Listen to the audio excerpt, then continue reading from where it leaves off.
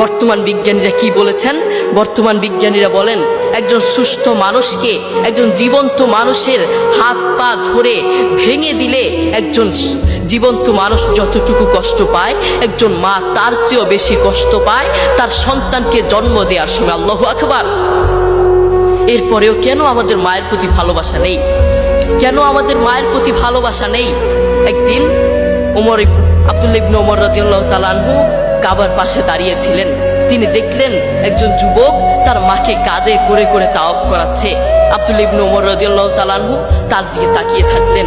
এরপর যুবকটি আব্দুল্লাহ ইবনে ওমর রাদিয়াল্লাহু তাআলা আনহুর কাছে এসে বললেন, আমি কয়েকটা বছর এভাবে আমি আমার মাকে কাঁধে করে বেড়াই, আমি আমার মাকে বাথরুমে নিয়ে যাই কাঁধে করে, আমি আমার মাকে খাওয়াতে নিয়ে যাই কাঁধে করে, প্রত্যেকটা জায়গায় আমি আমার মাকে এভাবে কাঁধে করে নিয়ে যাই। আপনি বলুন, আপনার কাছে আমার প্রশ্ন, আমি কি আমার মায়ের হক আদায় করতে পেরেছি?